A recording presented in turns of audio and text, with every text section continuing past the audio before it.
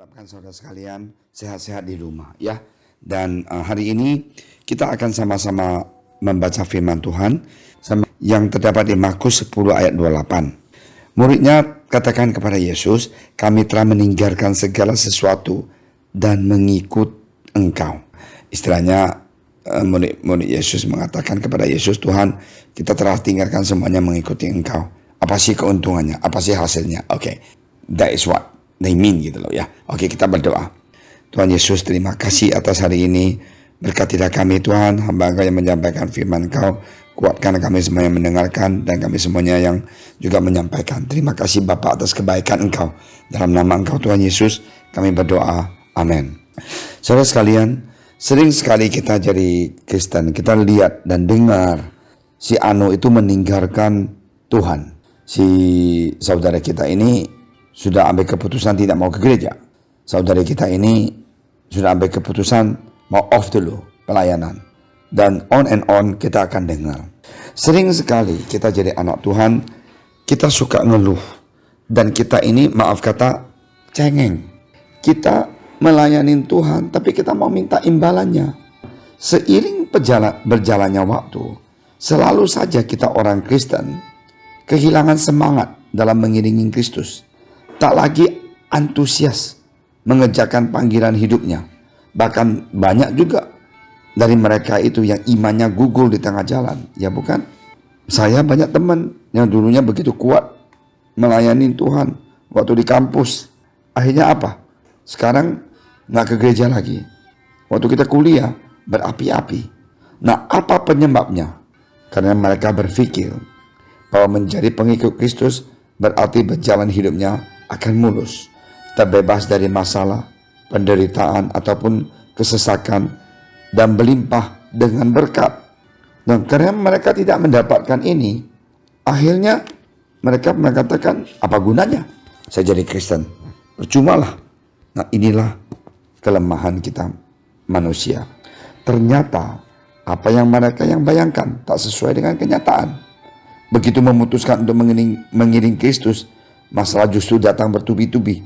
Sebelum bertobat, sebelum cinta Tuhan, sebelum pelayanan, bisnis jalan dengan baik, tiba-tiba sudah mau melayanin, problem banyak. Ujian berat harus dialami. Sementara kehidupan orang di luar Tuhan sepertinya tampak enak, jalannya lancar dan penuh keberuntungan. Nah, inilah manusiawi. Janganlah kita melihat orang lain akhirnya kita kecewa. Jangan. Di mana saatnya kita membandingkan kita dengan orang lain, saat itu kita akan hancur. Jangan. Terimalah talenta yang Tuhan berikan buat kita. Kalau Tuhan kasih satu, baik-baik kita melakukan satu menjadi dua. Kalau Tuhan kasih kita tiga, kita baik-baik melakukan menjadi 6. Dan terus yang penting kita setia. Jangan kita membandingkan kita dengan orang lain, keadaan kita dengan orang lain. Kita menjadi kecewa dan menganggap bahwa mengiringi Kristus itu tak akan untungnya dan sia-sia belaka kalau kita membandingkan apa yang terjadi diri kita sendiri dengan orang lain. Marilah saudara sekalian, kita menjadi Kristen yang dewasa. Ya, pemazmur juga dibuat cemburu ketika melihat kemujuran orang-orang fasik, sebab kesakitan tidak ada pada mereka, sehat dan gemuk tubuh mereka. Mereka tidak mengalami kesusahan manusia dan mereka tidak kena tulah seperti orang lain, di Mazmur 73 3-5. Nah, inilah yang dilihat manusia atas keadaan. Jangan kita lihat keadaan. Ikut Tuhan itu Alkitab mengatakan we walk by faith, by sight. By faith not by sight. Ya, dengan iman kita jalan hidup kita, bukan dengan mata kita.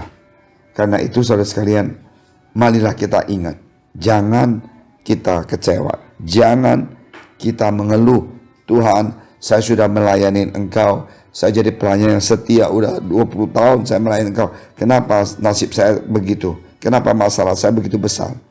Jangan tanya begitu. Katakan, Tuhan, aku tahu yang terbaik akan datang. Mengiringi Kristus dengan sungguh-sungguh dan sudah melayani Tuhan, lalu timbul pertanyaan dalam hati, apa sih upahnya? Nah, aku sering lihat orang, mereka melayani Tuhan itu mempunyai motivasi yang tidak benar. Contohnya, mereka mau terkenal. Contohnya, mereka mau dihormati. Contohnya, mereka mau dipandang. Kalau kita mau melayani Tuhan, karena kita mempunyai motivasi yang seperti itu, mendingan kita jangan melayani Tuhan. Jangan kita melayani Tuhan, udah itu minta Tuhan berkati aku. Melayani Tuhan itu jangan bikin term and condition. Tuhan, if aku melayani Engkau, then Tuhan tidak berkati, aku gak mau. Jangan tanya upahnya. Dengarkan nasihat Rasul Paulus, saudara-saudaraku yang kekasih, berdirilah teguh dan jangan goyah, dan giatlah selalu dalam pekerjaan Tuhan, sebab kamu tahu bahwa dalam persekutuan dengan Tuhan jerih payahmu tidak sia-sia. Di 1 Korintus pasal 15 ayat 58. Karena itu saudara sekalian, jangan kita mencari muka sesudah kita melayani. Jangan kita mempunyai motivasi, kalau I melayanin, I mau pendeta itu puji saya, atau mau I pacarku, cewek aku atau cowok aku yang aku naksir itu puji aku. Jangan. Atau kita lomba untuk lebih cinta Tuhan supaya cewek itu bisa jatuh cinta dengan aku. Jangan. Marilah kita kuatkan diri kita sendiri. Mari kita ingat, melayani Tuhan itu adalah suatu hal yang sungguh bahagia dan sungguh diberkati. Tuhan sendiri menegaskan bahwa ada upah yang Ia sediakan bagi orang-orang yang setia mengiring Kristus sampai akhir dan berjerih lelah melayani Dia. Ya, orang itu sekarang pada masa ini juga akan menerima kembali 100 kali lipat.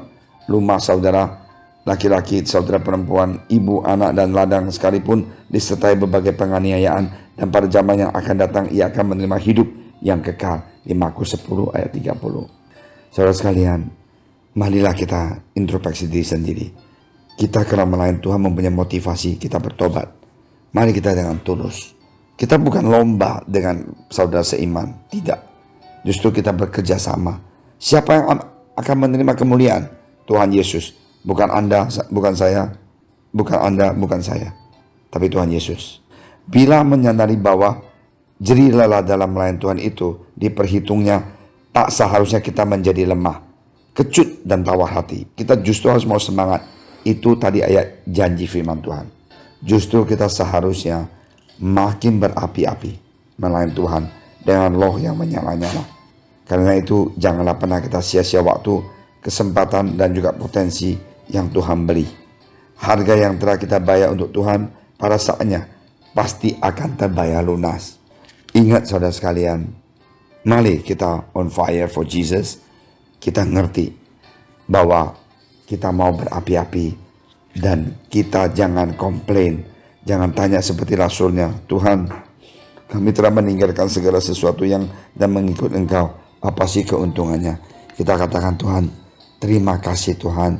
Engkau telah memilih kita. Memilih aku menjadi pelayan yang kecil. Pakailah aku Tuhan. Berkatilah aku Tuhan. Supaya nama Engkau saja yang dipermuliakan. Bukan saya.